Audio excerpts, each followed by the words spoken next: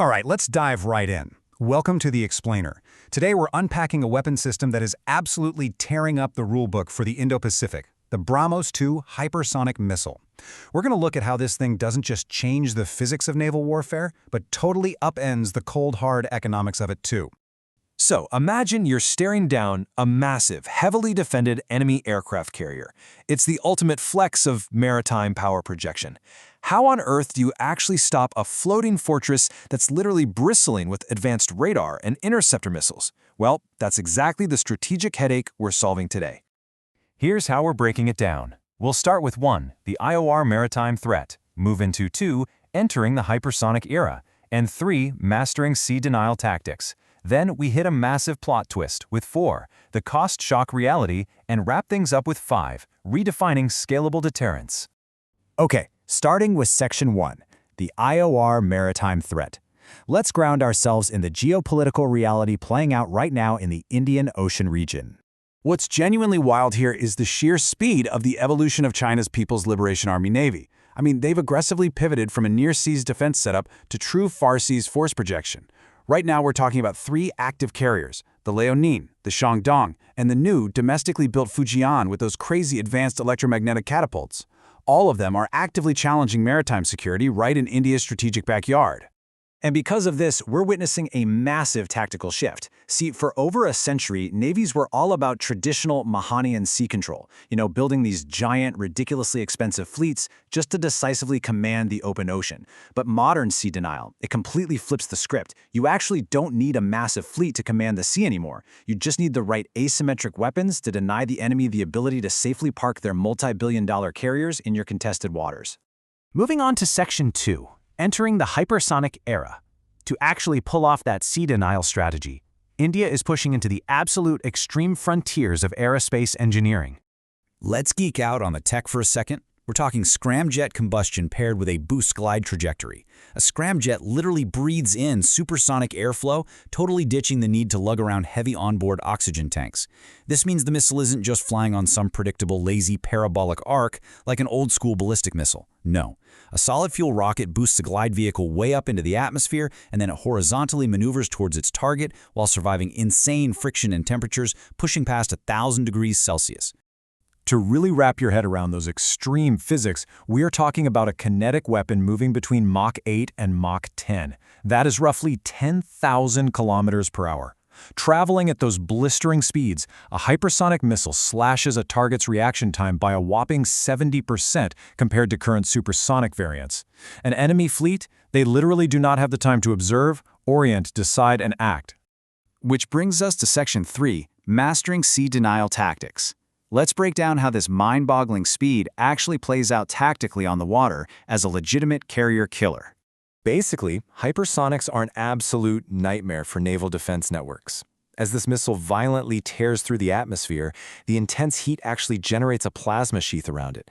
This sheath absorbs and scatters enemy radar waves, meaning active phased array radars can't even get a clean lock on it. Combine that radar-defeating plasma with chaotic cross-range and skip-glide maneuvers, it means advanced interceptors like the HQ-9 or SM-6 simply can't compute or physically catch the thing.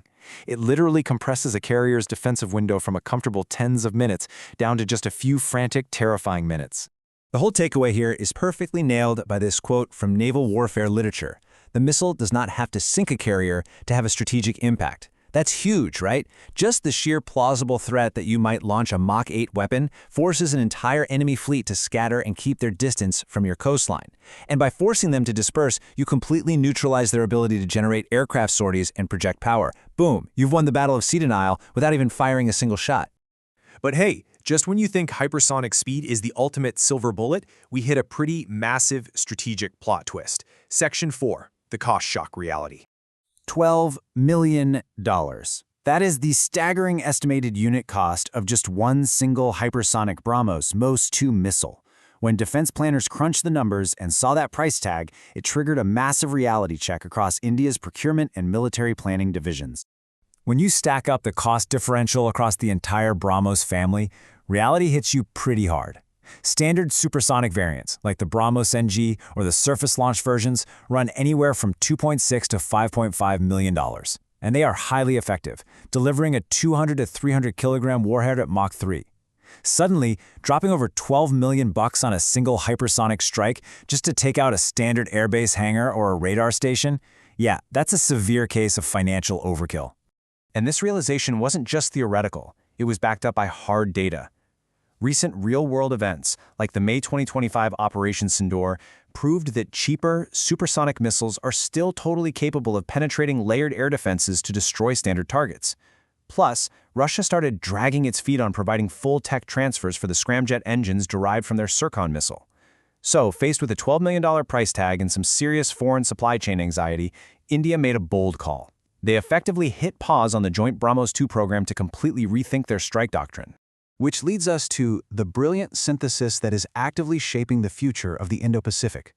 Section 5. Redefining Scalable Deterrence. So instead of putting all their eggs into one incredibly expensive flagship hypersonic basket, India is building a highly scalable, layered anti-access/area denial kill web.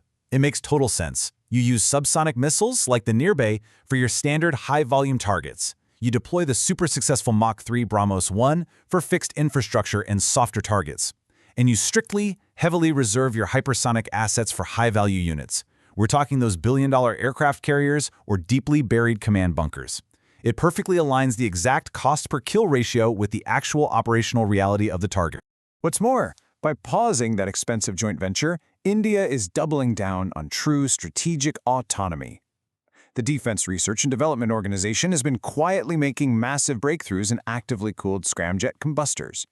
They're actually achieving sustained engine burns exceeding 12 minutes. By building out their own extended-range long-distance hypersonic cruise missiles entirely domestically, they completely mitigate those geopolitical risks and take total control over their defense industrial base. As we wrap up this explainer, I want to leave you with a pretty provocative question to chew on. Does the future of naval dominance truly belong to the forces with the fastest weapons, or the ones with the most economically sustainable weapons? The whole BrahMos 2 journey proves that the real revolution in modern warfare isn't just about breaking Mach 8. It's about intelligently designing a diversified kill web that an economy can actually sustain through a prolonged conflict. Thanks for hanging out with me to unpack this wild intersection of extreme aerospace engineering and cold, hard defense economics.